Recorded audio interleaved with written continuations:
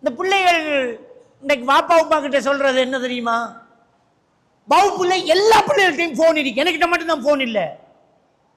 இதுதான் அந்த பிள்ளைகள் சொல்லக்கூடிய டயலாக். ஓலவர் படிக்கிறவன் சொல்றான், இந்த கிளாஸ்ல முழு பெரும் பறிக்க வச்சுக்கானுங்க. அவனுல வாப்பா மாதிரி உங்களை விட வசதி குறைஞ்சவன்கள்.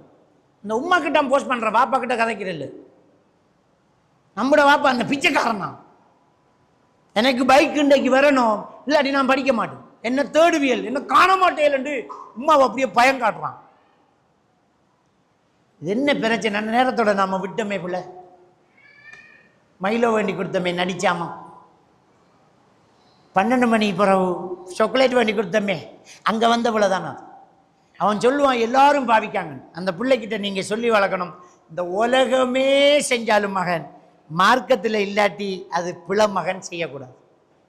மார்க்கம் அதை தடுத்து அதை விட்டுறக்கூடாது. இந்த உலகத்தில் அதிகமானவர்கள் சிலை வணங்குறாங்கன்னா நீங்கள் வணங்கக்கூடாது. எல்லாருமே சிக்கெட் குடிக்காங்கன்னா சிக்கெட் ஹலால் ஆகாது. எல்லாருமே ஃபோன் பாவிக்காங்கன்னா ஃபோன் பாவிக்கக்கூடாது. இதை நீங்கள் காரணமாக சொல்லவும் கூடாதுங்கிறத சின்னத்துலேருந்தே பழக்கணும். அப்போ பிள்ளைகள்கிட்ட நோ சொல்லல, இந்த விஷயத்தை சொல்லல, தோல்வி ஏற்றுக்கொள்ளக்கூடிய மன வலிமையை சொல்லலை, குடும்ப கஷ்டத்தை சொல்லலைன்னா நாம் கஷ்டப்பட்டோம். பிரச்சனையை சொல்லணும்.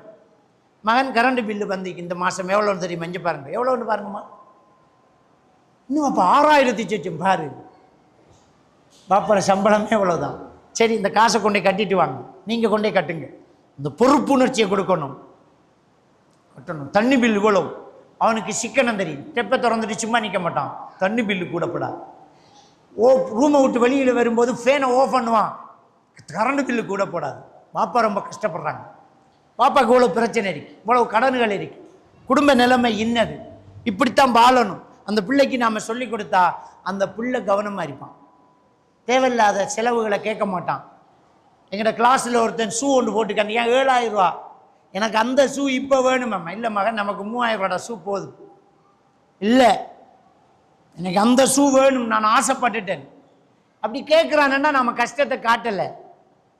நம்முடைய சம்பளத்தில் காவாசி அதுன்றது அவனுக்கு தெரியாது.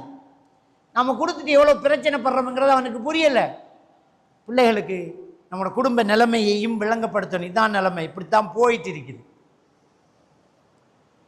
அப்போ அந்த சோசியல் தொடர்புகள் பிள்ளைகளுக்கு என்ன செய்யும்? இருக்கும். அப்போ இதுக்கு முக்கியமாக பேரண்ட்ஸ் என்ன செய்யணுமெண்டா, அந்த பிள்ளைகளுக்கிட்ட உட்கார்ந்து பேசுகிறவங்களா இருக்கும். இந்த ஃபோனை நாமளும் தள்ளி வச்சா தான் பிள்ளைகளும் தள்ளி வைக்கும். இன்னைக்கு ஆக